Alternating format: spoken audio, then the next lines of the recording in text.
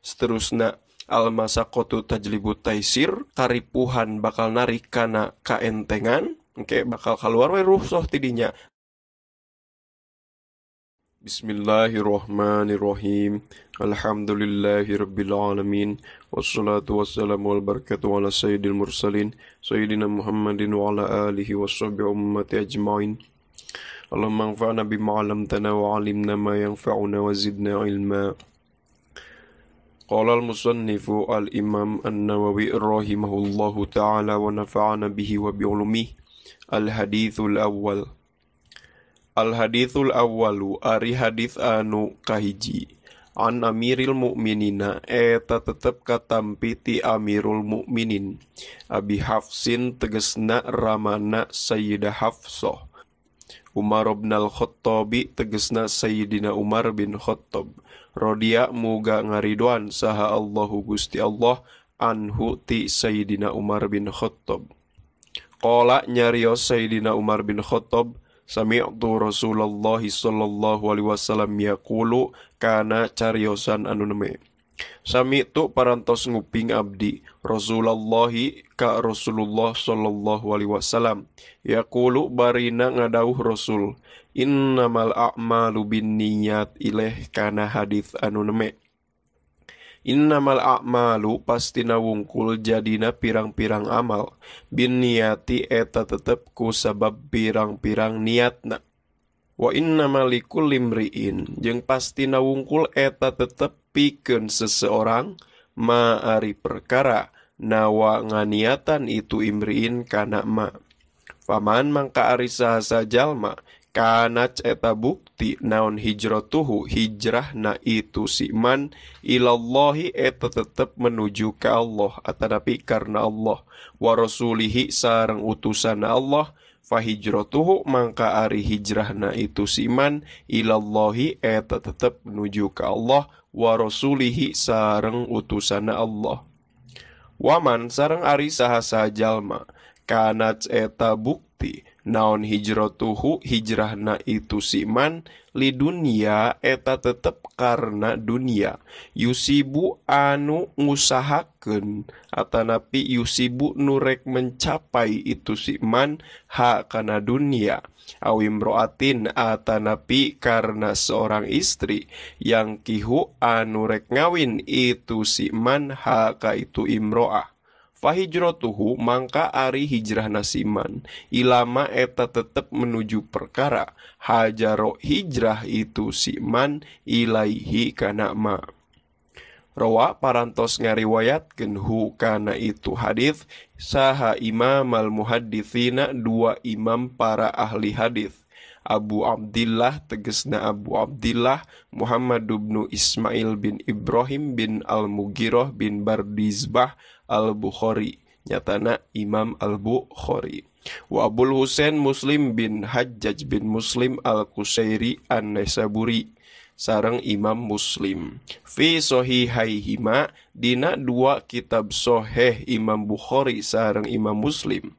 Alladzaini anu duanana huma ari itu alladzaini nyatana kitab sahih dua Imam Bukhari sareng Muslim. Asohul kutubi eta anu pang soheh-sohehna tina pirang-pirang kitab al-musannafati anu diangit anu dikarang.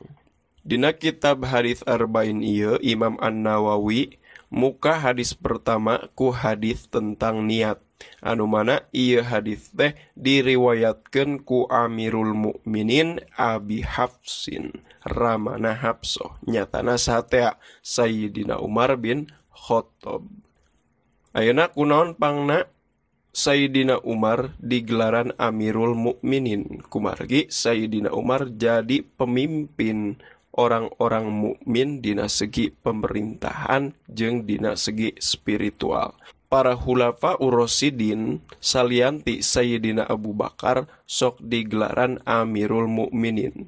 Berarti Sayyidina Umar, Sayyidina Utsman, Sayyidina Ali jeung Sayyidina Hasan teh sok digelaran sa Amirul Mukminin. Anapun ari nu sok dipasihan gelar khalifah mah mung Sayyidina Abu Bakar wungkul. Sabab manana khalifah teh kan penerus atau suksesor tah, sementara anu neruskeun secara langsung ti Kangjeng Nabi mah mung Sayyidina Abu Bakar. Da ari Sayyidina Umar mah neruskeun kepemimpinan Sayyidina Abu Bakar tah. Ngarah aya penghormatan antara pengganti Kangjeng Nabi jeung pengganti salianti Kangjeng Nabi, maka dibedakeun teh pengganti Kangjeng Nabi mah sok dipasihan gelar khalifah, ari pengganti salianti Kangjeng Nabi mah anu meneruskeun dina kekhilafahan sok disebut Amirul Mukminin. Nu saterusna kunaon Sayyidina Umar dipasihan nami kunyah Abi Hafsin, ramana Sayyidah Hafsah. Sementara kabiasaanana lamun orang Arab masihan nami kunyah osok kunami putrana. Nah Sayyidina Umar tegaduheun putra pedah eta kunyahna dinisbatkeun ka putri na nyata Sayyidah Hafsah. Ta alasanna teh sanes berarti Sayyidina Umar tegaduheun putra, da Sayyidina Umar teh gaduheun putra. Bahkan di antara putrana teh aya salah satu sahabat anu jadi perawi hadis, nyatana Abdullah bin Umar radhiyallahu taala anhuma.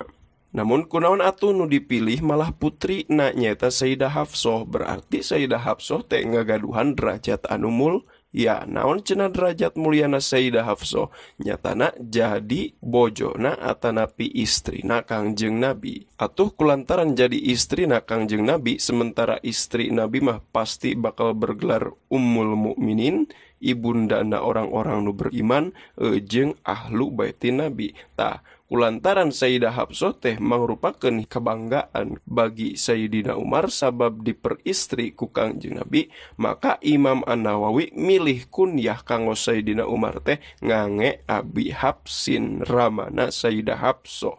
Nu saterusna aya sababaraha masalah nu insyaallah bade dibahas ku abdi mengenai hadis pertama dina hadis arba'in. Ieu hadis nu pertama teh diriwayatkeun ku Imam Bukhari sareng ku Imam Muslim. Sakumaha dijelaskeun dina akhir ieu hadis ku Imam An-Nawawi, rawahu Imamal Muhadditsina. Tah tidinya ari Imam Bukhari jeung Imam Muslim teh dina masalah ilmu hadis bergelar syaikhoni, dua sesepuh. Jadi dua sesepuh ulama ahli hadis. Mentak dina ilmu hadis mah aya kaidah kieu, idza utlika syaikhani fi ilmil hadis alal itlaq fal muradu bihima al imam al Bukhari wal imam al Muslim. Jadi lamun dikatakan syaikhani dua sesepuh dina ilmu hadis, maka nu dimaksud teh Imam Bukhari jeung Imam Muslim. Nu saterusna tentang riwayat ieu hadis. Ieu hadis teh mangrupikeun hadis sahih. Buktina diriwayatkeun ku Imam Bukhari jeung ku Imam Muslim, bahkan ku Imam nu sanes ge diriwayatkeun. Cuman sok sanajan seueur para ulama hadis anu ngariwayatkeunna, ieu hadis teh hadis sahih anu ngagaduhan martabat hadis ahad. Naon cenah ari hadis ahad teh? Ari hadis ahad teh nyata hadis anu kur aya satu jalur riwayat. Dalam arti ti sahabatna kur aya hiji, mung aya sajalmi sahabat anu ngariwayatkeunna. Ari ti riwayat tengah jeung katungtungna mah seueur, ngan pedah pusatna nyatana sahabat kur aya hiji. Jadi mung aya sajalmi sahabat anu ngariwayatkeun ieu hadis. Dina hadis ieu mah nyatana Sayyidina Umar. Berarti teu aya deui sahabat sanes anu ngariwayatkeun ieu hadis. Berarti ari kitu mah hadis ieu teh mun ditingali tina segi usul fikih berstatus anu doniul wurud atawa donius subut. Jadi dina segi historis bersifat donni. Untuk 100% bisa dipastikan ieu hadis teh bener-bener datang ti Rasul. Tapi kurtiba bisa disebut donni anu kemungkinan besar dina segi riwayat atawa dina segi historis. Namun sok sanaos kitu, sok sanaos ieu hadis dina segi periwayatan mung sampai kana anu dhonniul wurud, namun dina segi makna ieu hadis dugi kana pangkat qot'iyud dilalah, hartina maknana pasti bener. Non pangna kitu sabab ieu hadis berstatus tawaturul makna, hartina mutawatir dina segi manana. Jadi dina segi riwayat nama hadis ahad, cuman dina segi manana mutawatir. Are anu mutawatir teh anu cek adat dipastikeun benerna. Jadi moal mungkin ieu hadis lain datang ti Rasul, dalam artian hadis anu bohong gitu. Naon pangna kitu? Alasan kahiji, ieu hadis teh diriwayatkeun ku Sayyidina Umar.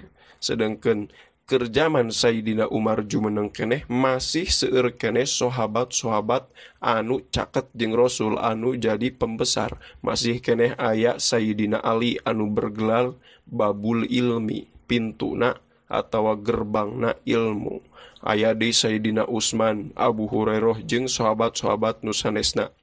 Tah, eta para sahabat teh teu aya saurang oge nu menyangkal tentang kebenaran ieu hadis. Atuh kulantaran sahabat takrir repeh ngabati eta teh ngonfirmasi kana kebenaran anu aya dina ieu hadis.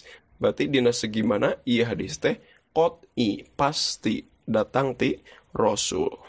Nu saterusna ieu hadis teh disampaikan ku Sayyidina Umar bin Khattab nuju khutbah. Mentak dina riwayat sanes mah sapertoskeun dina Muslim aya lafad wa huwa alal mimbar pamitelpatna. Jadi Sayyidina Umar teh nyampaikeun teh nuju aya di atas mimbar. Berarti keur khutbah. Tah, eta dina segi riwayat. Nu kadua nu bade dibahas nyata tentang asbabul wurud atawa sebab-sebab datangna ieu hadis. Dina kitab Fathul Bari Sarah Sahih Al-Bukhari karangan Ibnu Hajar Al-Asqalani aya riwayat sahabat Abdullah bin Mas'ud radhiyallahu taala an atanapi nu sok terkenal ku Ibnu Mas'ud, anu mana Ibnu Mas'ud ngajelaskeun bahwa sebab-sebab datangna ieu hadis teh keur zaman hijrah kaum muslimin ti Mekah ka Madinah. Berarti dina tahun 13 kenabian. Anu mana dina peristiwa hijrah teh seueur orang-orang Islam zaman harita anu aralimeun hijrah. Sabab naon? Alim ninggalkeun lemah caina tanah airna, atawa aya oge nu hoream ninggalkeun harta kekayaanna. Tah, heg aya seorang lelaki nu asalna teh alimeun ngiring hijrah ka Rasul. Duka naon alasanna mah? Nu puguh meureun iman we keur lemah. Cuman eta lalaki teh bogoheun ka hiji istri jenengan Ummu Qais. Ari Ummu Qais dah sae imana mangkat naon? Mangkat ngiring hijrah ti Mekah ka Madinah. Atuh kulantaran lalaki eta teh cinta ka Ummu Qais jeung hoyong nikah jeung Ummu Qais, daek teu daek si lalaki eta teh kudu milu hijrah ka Madinah. Akhirna nu tadina asalna moal hijrah eta lalaki teh hijrah we ka Madinah. Batengan pedah alasana gara-gara naon? Gara-gara hayang nikah jeung Ummu Qais. Tah eta lalaki teh sok disebut we muhajir Ummu Qais. Nya eta peristiwa teh diajukeun ku para sahabat ka Rasul, ka kupingin ku Rasul. Ku Rasul teh dikomentari we tentang masalah eta teh ku hadis ieu. Ngan cuman unikna tatkala Rasul ngomentari masalah eta, Rasul henteu fokus nunjuk irung eta jelema. Sabab naon? Buat teuing sok sanajan tadina eta lalaki teh misalkan hijrahna gara-gara hayang kawin, buat teuing dina hate nama ikhlas eta teh karena Allah. Sok sanajan tadina emang bogoheun ka eta istri. Tetapi ku Rasul nu diambil teh kaidah utamana. Jadi lain masalah spesifikna tentang eta lalaki, tetapi kaidah anu berlaku jang orang banyak. Nyata sing saha bae jalma beramal eta teh bakal tergantung kana niatna. Itu eta naon asbabul wurudna. Nu saterusna ieu hadis teh mangrupikeun hiji hadis anu dijadikeun sumber asal salah sahiji tina 5 kaidah utama fikih. Nyaeta kaidah al-umur bimaqasidiha.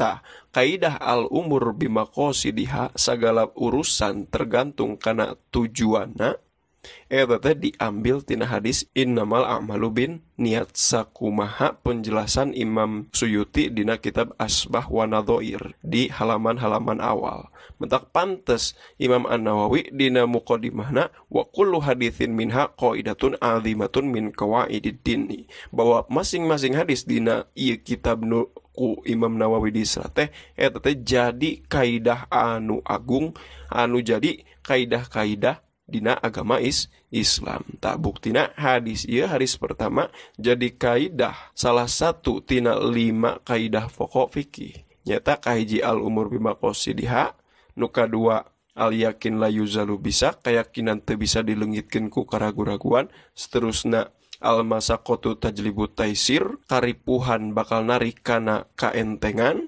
bakal keluar we rusuh tidinya.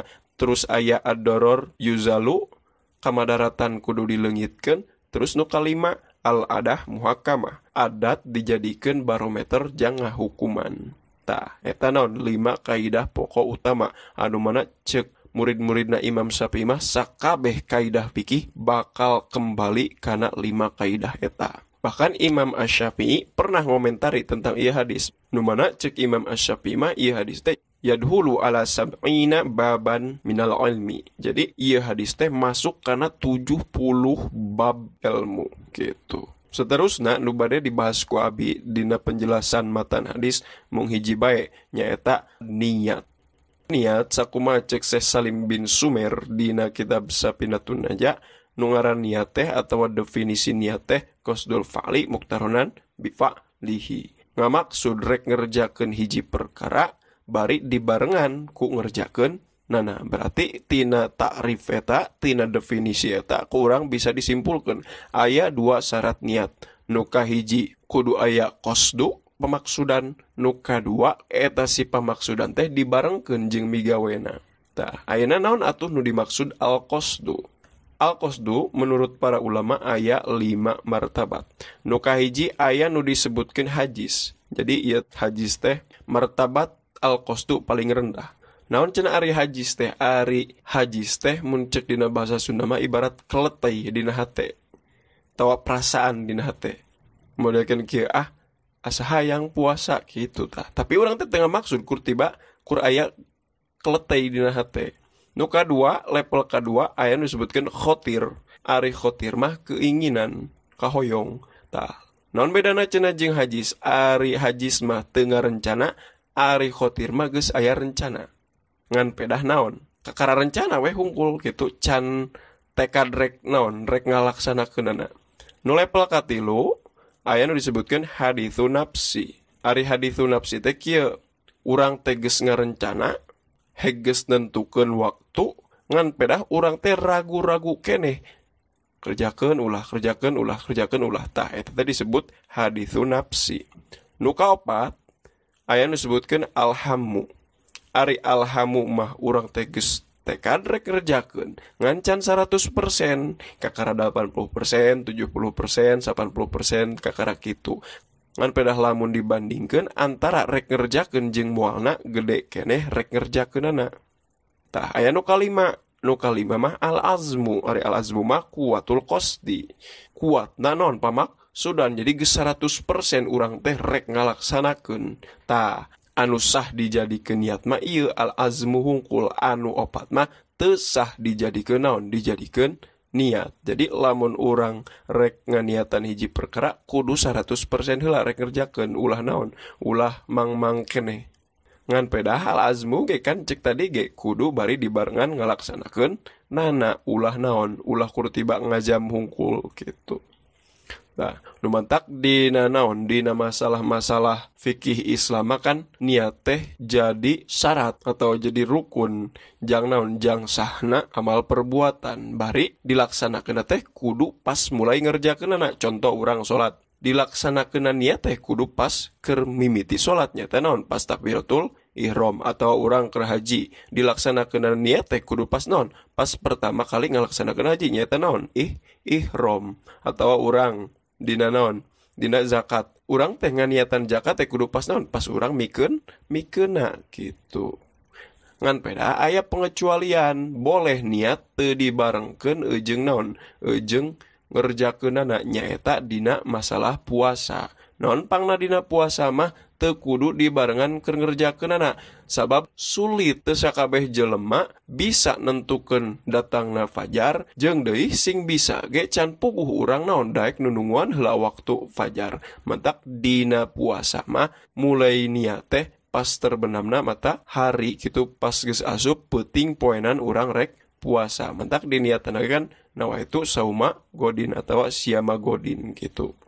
Tah eta mah pengecualian dina puasa wungkul.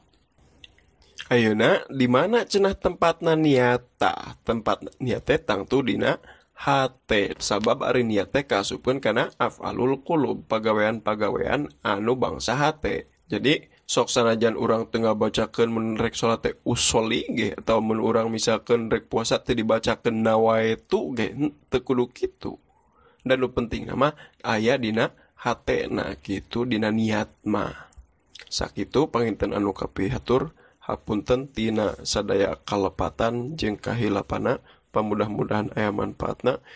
Subhanakallahumma wa bihamdika asyhadu an la ilaha illa anta astaghfiruka wa atubu ilaik. Wa sallallahu ala sayidina Muhammad wa ala alihi wa sahbihi wa baraka wa sallam.